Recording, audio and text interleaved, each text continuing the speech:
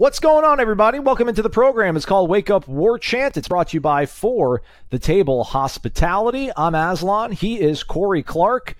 We're going to keep this one nice and tight, as they say in the business. We're going to keep it nice and tight, Corey, because, man, it's there's so much life to live out there. But we're going to keep everybody occupied for a few minutes on this Thursday. How are you, friend? I'm good, buddy. I'm good. How are you doing? You okay? Yeah. What's going on, man? I sense some sort of like trepidation or tenseness in your voice, man. I'm here for you. Well, I had a little lawnmower incident, on Wednesday. Bought a new lawnmower, got it home, started it up, and about halfway through mowing it quit on me, and now the string won't pull back. The whatever you call it, the recoil. I don't know what the heck you call the darn thing, but it won't pull back at all. It keeps getting stuck. So after picking it up Hulk style and throwing it against the wall, that didn't work. Beating it with a baseball bat didn't work. I set it afire. None of it worked. Luckily, Brady wasn't around, so it was just me and my emotions in the lawnmower. And none of that worked. So hey, I hope my neighbors will be cool if only half my yard is mowed.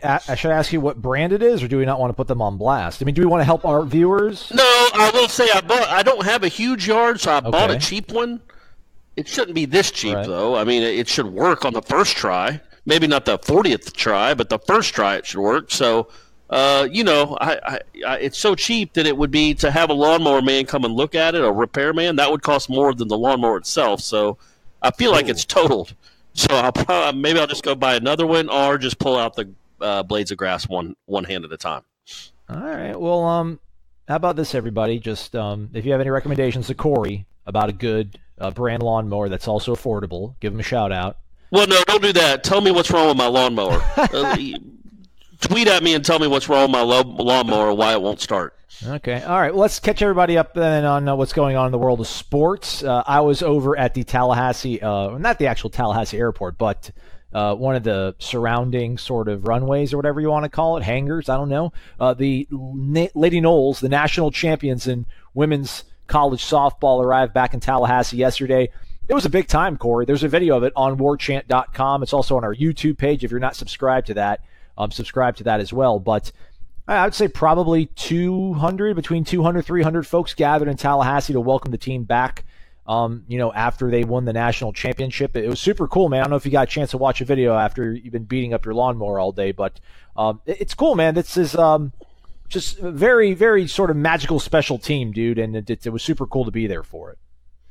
Yeah, and I think what that did when you saw the people that showed up at the airport, it just kind of shows you again how that team kind of captured Florida State fans for a couple of weeks. I mean, it's softball. Like there isn't a big time following at Florida State for softball, just like there isn't at any other school in the country. But when they're not on TV ever. So when you do get to see them, and they do what they did against LSU, and then you saw what they did out in Oklahoma City, and they're always having fun and smiling and rallying and hitting the ball to the moon. I just think they captured. Obviously, winning is fun, but the way they won, I think, kind of captured the imagination of the fan base, and that's why, it's been all over social media. And then those people, hundreds of people showed up to greet them. Not even at the airport, like you said, like a hangar, like a private plane runway. So yeah, man, and those aren't easy to find. I had no idea where that thing. I assume it's by the real airport, but it probably wasn't the easiest place to get to. And they found it, and I mean, you could tell that Lonnie was really touched by it. She should have been. It was super really authentic, man. She wears her heart on her sleeve, and it was awesome. I got the chill bumps kicking when she. She started. Not sobbing. She started crying, man. She's been trying to keep it together, and I think she did a really good job on national television the other night. But I think it's your life's work, right? Your life's work is trying to win. To a certain degree, they want to make an impact in these young ladies' lives, and they're doing that every single day, and that's the ultimate fulfilling goal. But professionally, it's to finally get a championship. And again, that dubious honor that has been worn like an albatross on the baseball program was also on the softball team to a lesser degree, and to finally get that national championship, and to see the support they're getting in the middle on a Wednesday, man. It looked like it was going to absolutely start pouring buckets out there, but everybody stayed and it was smiling, and it was a super cool thing. And again, folks, check out the video. It's on warchant.com. You don't even need a subscription for it. We're just going ahead. We're giving stuff away for free now, Corey. We're just giving away free videos. Go ahead, watch it, enjoy it. Otherwise, And then, yeah, then subscribe. We're pulling you in on the hook. We're baiting you in with things. Otherwise, what was going on with the draft? That's finally over. It's winding down as we do our show and record it. Anybody else off the board for the Noles? Yeah, Red Applin went in the 28th round and was selected as a right fielder. And then Kobe Johnson went in the 30th round to the Blue Jays. I assume, obviously they're gone. And not a huge hit. And I'll be honest, I don't know how many of the Florida State prospects, the recruits coming in, have gotten drafted. I know they didn't have anybody on the first day, which is the real big day you want to avoid. But I don't know how if any of the other recruits actually got drafted. Usually when a recruit gets drafted in the first 10, 12 rounds, that means they're leaving because they've told the team, the team will call and say, hey, if we offered you $280,000, would you sign with us? If so, we'll draft you. And if the guy goes, yeah, I'll do that, then they draft him. If he says no, they don't. I mean, that's usually how that works. So I don't know how many got drafted in the first 10 or 12 rounds. After that, it's always a crapshoot. So I think the Blue Jays is actually Kobe Johnson's father's team. He's part of the front office, or he's got some sort of support role with the Blue Jays. I don't know. 30th round, though, I mean, no chance of him coming back, you don't think? Oh, I mean, yeah, maybe. There was the fact that it was his dad's team. They probably have some inside knowledge on whether that's a wasted pick or not. Right. Touche. You know, I mean, that's just what I was thinking. It's like, well, I mean, I know it's the 30th round. You're not expecting that guy to get to the bigs, but you'd hope your 30th rounder would go fill out a farm team somewhere, and for them to draft him makes it seem like, they know that he would probably sign. I mean, I can't imagine what those negotiations would be like. Yeah. Good point. All right, man, let's move along. We're going to do the Renegade Express. We're going to break it up in two sort of formats. We're going to do the questions that were submitted by our subscribers over on the Tribal Council on warchant.com. We'll get to those questions today, and then we'll do the phone calls. We'll do that tomorrow. Don't forget, give us a call, 850. What's the rest of it, Corey? 7 Yaks 30, right? There 30. 7 Yaks 30. Yeah, everybody knows that. Goes off the tongue. It does, and we're getting there. 850-792-5730. I also thought we had a pretty good show yesterday. Ira Schaffel's been in Oklahoma City all week. Go to iTunes. Leave us a 5-star review, won't you, please? That'd be very nice. It would help my fragile ego just a touch. And also, one other thing before we fully dive into it, and I don't know if I have it pulled up right off the top of the bat, and we got a Father's Day special going on right now, Corey. You guys are going to get something free, I think. Yeah, sign up. You're going to get a $50 gift certificate, I think, to Garnet and Gold, and you'll also get a tumbler, and I want to say a T-shirt. I should know this before I start talking. Stainless steel tumbler, $50 e-gift card to Garnet and Gold, and 6 free months. It's pretty solid. You really can't beat that. So go ahead, go over to warchant.com and sign up for that. Get on in there. Get aboard already, man. Corey Clark is here. I'm here. This is the show, man. That's a Father's Day gift. Yeah. So kids, if you're listening, as your parents drive you to camp or something right now, you got to do this for your dad, please. You owe it to him. He brought you into this world.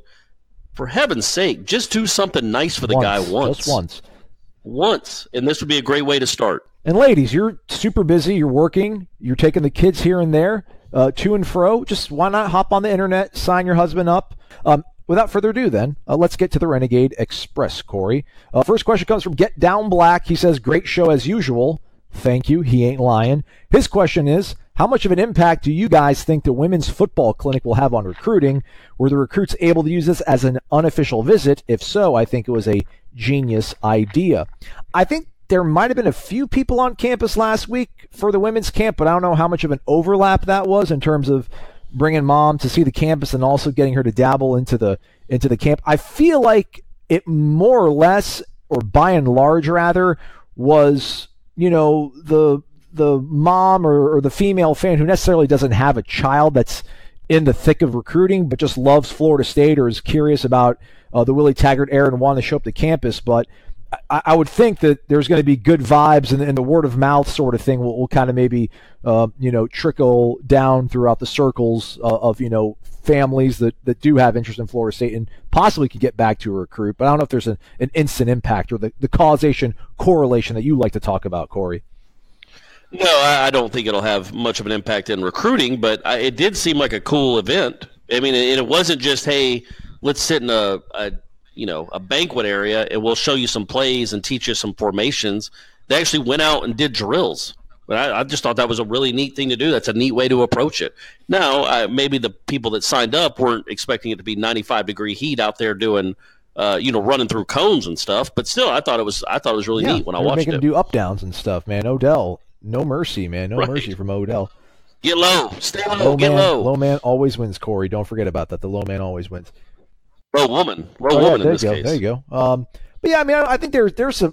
Again, I think there's probably a residual effect from it that'll be good. But again, I don't know how many moms are out there or ladies are out there that have children that are involved in recruiting right now. But these are just things I think he's planting seeds. I mean, for lack of a better metaphor, possibly. I mean, he's planting seeds. He had the junior Knowles camp with all the younger kids that are grades 1 through 8, just to get kids on campus, let them kind of fall in love maybe with the town, the campus, and the coaching staff. So. It's a good thing, though. I mean, there's a lot of other ways you could spend your time on a June as a football coach that I don't know are going to have instant return on investment. So why not do something that might be a larger picture thing? So we'll see, man. In due time. I liked it, though.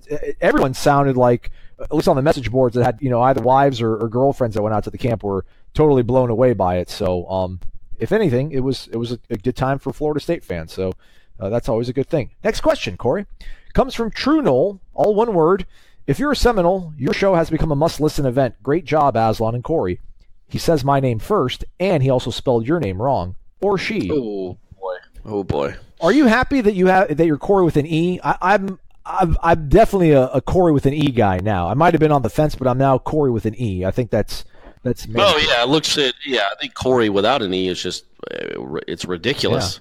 Yeah. It's why would you do that? Why would you take an E away from your kid? Also, but what's weird about that is when I got my driver's license in Tallahassee way back when I moved there, the guy spelled my name wrong on the driver's license. It's Corey Clark, Cory Clark. Oh. And I never got it corrected. So anytime I have to sign a document, or if I fly, whenever I fly, I have to sign in my name as Corey, Cory Clark. Yeah, So I might as well just be Corey Clark without the E. Like it's, some of my documents have that. My last name was actually spelled wrong on my Social Security card for years, and I asked my mom, like, how did you not notice this? But she never noticed it, so we had to get it fixed. But it didn't hinder me. Everybody knows my. We're both here. Exactly. We're still living. All right. So the question. Outside of Odell, who was on the team when I came to FSU, and we all know well, which assistant coach has impressed you the most, whether it's observing them in practice, speaking to them on or off the record, or just what you've heard from sources in the athletic department? Thanks, fellas. You go first, Corey. Oh, man, that's a doozy. Which assistant coach has impressed me the most? Yeah. There's a lot of ways to judge these guys. Their Twitter feeds, they're all by the way, that was something that was cool. During the softball team's march, was the football coaches were legitimately watching the games, getting excited, tweeting replays. Dante Pimpleton, Greg Fry, Walt Bell, they were all tweeting during the games. Obviously, Willie Taggart tweeted a few times and had messages for the team, but they were all doing it, so that was neat. I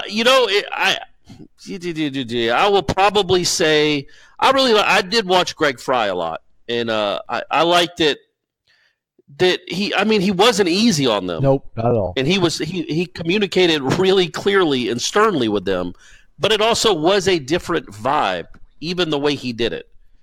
And again, the previous guy before him had some, a couple of really great offensive lines and has a national championship ring on his hand. But at times he wasn't maybe the best communicator. And I just felt like Greg Fry really seemed to be able to communicate with those guys without making them, maybe want to go shrink into a corner somewhere. It's never a bad thing, right? Yeah, no, you don't have to make them feel small all the time. I'm going to steal your dude. I'm going to go with Mark Schneider. I think the defensive ends coach, I don't know, just he's got a little bit of an edge to him that I think every staff needs. We talked about in some of the first shows that we had together, the way the staff came together was a little bit unnerving, I guess you could say, just because a lot of the guys that were first officially announced or were rumored to be coming to Tallahassee were a lot of the guys that were, Willie's good friends from previous stops, and not necessarily people that had, major Division I, pedigree, whether it was at a Power 5 program, guys like Dante Pimpleton and Telly Lockett and Raymond Woody. But as he started bringing everybody in to the fold, it started to be, there's certain roles everybody need to fill. And, we joked about Walt Bell. Where's the nerd? Where's the football junkie on the staff?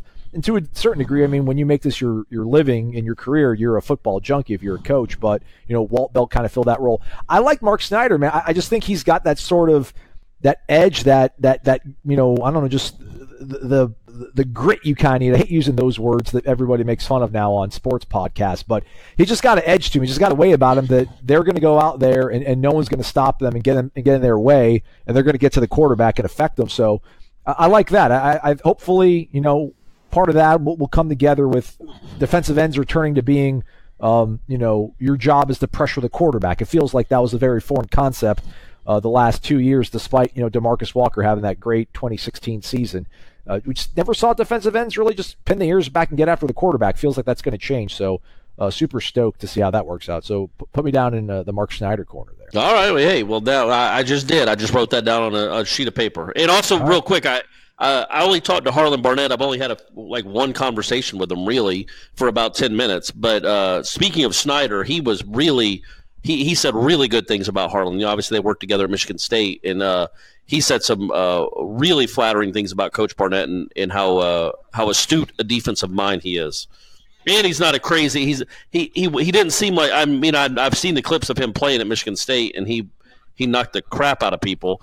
His name was Big Stick or Hit Stick or whatever it was, but he didn't seem like over the top in practice. He seemed kind of level-headed, but he would get in their faces if he needed to. But he seemed pretty level-headed in the practices we were allowed to watch. Yeah, check it out, fam. I'm gonna call everybody listening. I'm gonna call y'all fam. I'll keep it real with you most of the time.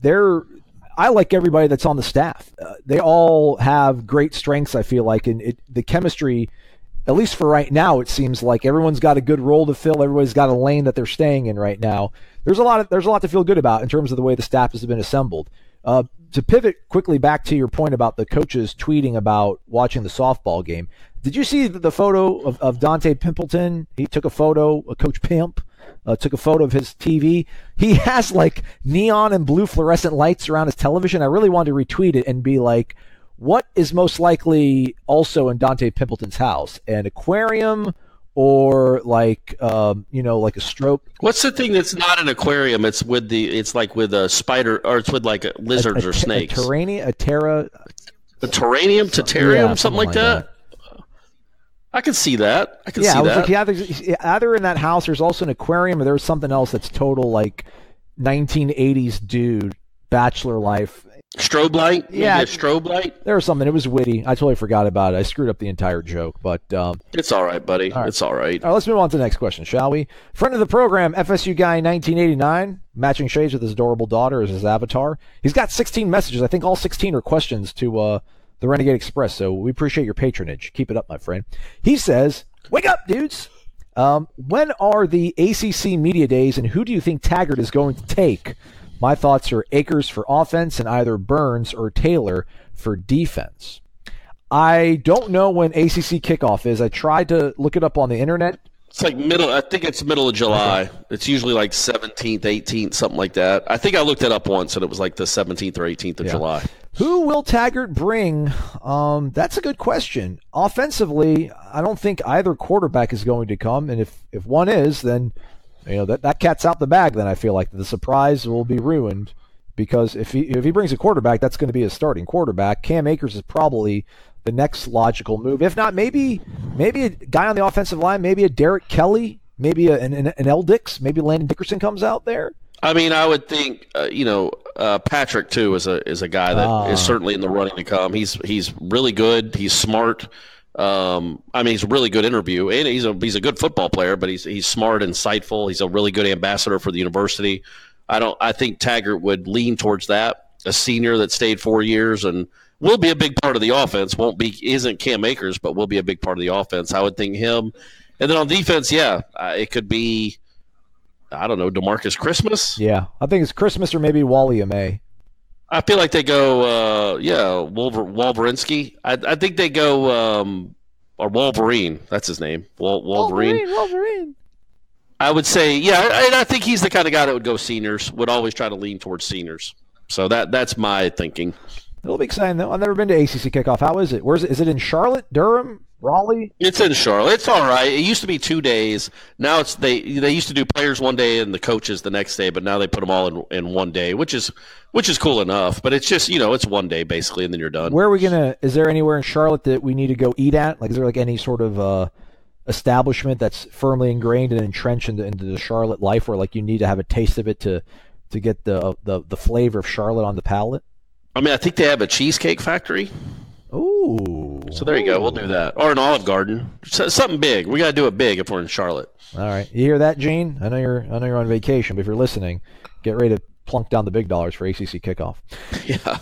Next question, Enol_2000. His avatar is straight out of Tallahassee, and it looks like Steven Seagal almost. But now that I hold it up closer to my face, I think it's probably a photo of the aforementioned person, Enol_2000. Does he look like Steven Seagal? He's got the shades. He's got that sort of, blank grimace scare sort of look to him.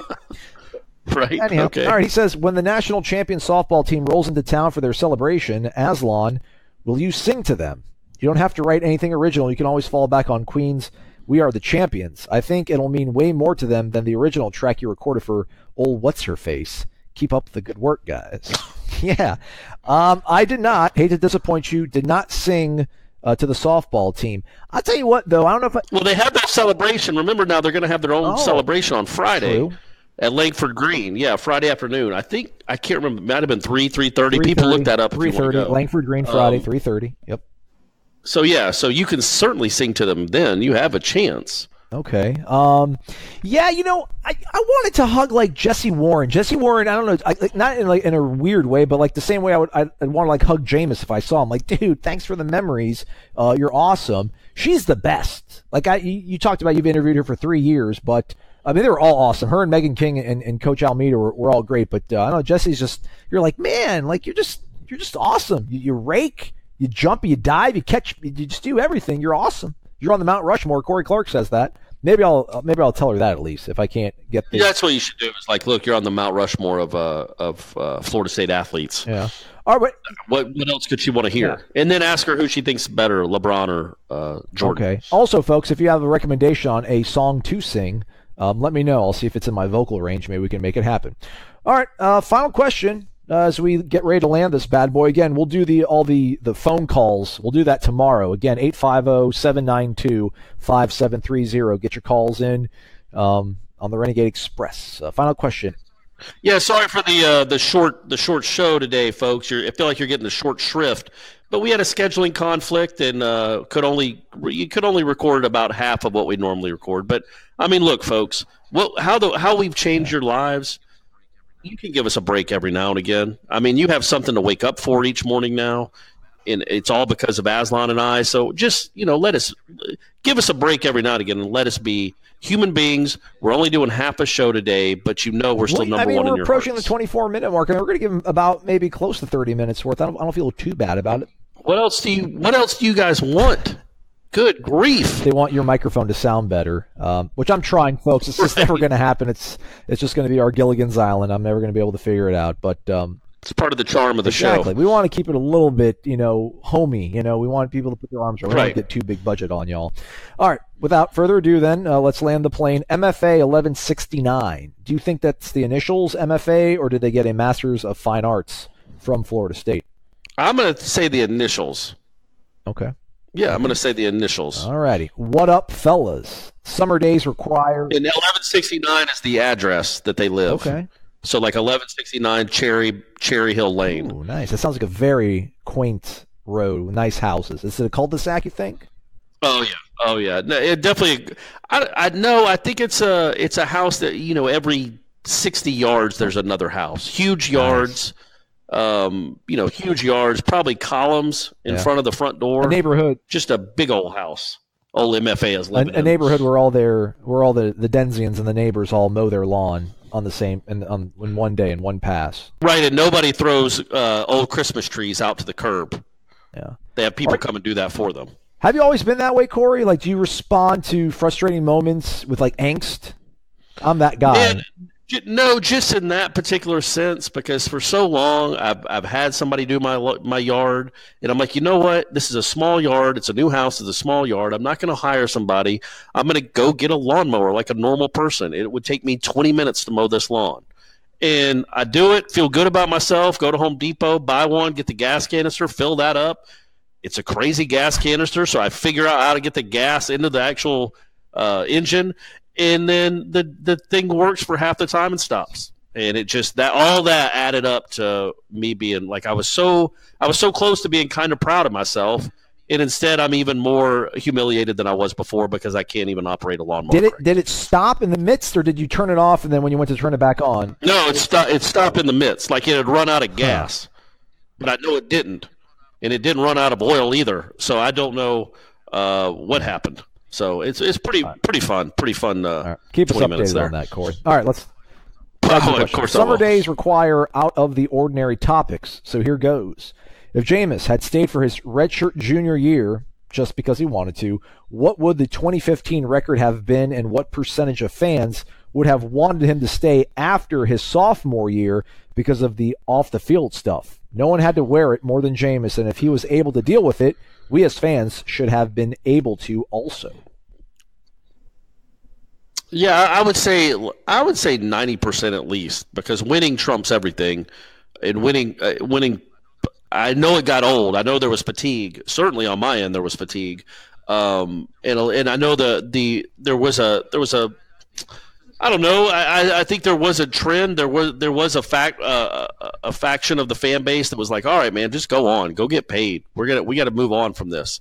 But I think most of them now, looking back in hindsight, would have been like, yeah, man, we could have really used him one more year. And I think, obviously you don't lose to Georgia Tech. Nope.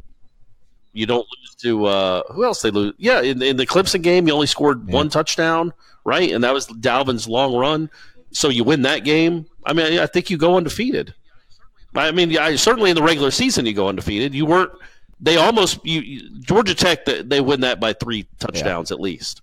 Everett Golson was terrible in that game, and then I think and Sean McGuire was not good in the Clemson game. So in those 2 games, I think you can chalk both of those up as W's because you have such a huge, you get so much better at the quarterback position that you're obviously going to win both those games. So yeah, you go undefeated. And he would have never lost a regular season game at Florida State. And that was oddly enough. I don't know if it was because of the schedule that year, but that was, quote, a good defense. That was probably, I don't know, actually statistically, for whatever reason, Florida State's defense really wasn't that bad in 17. It just for some reason felt that way.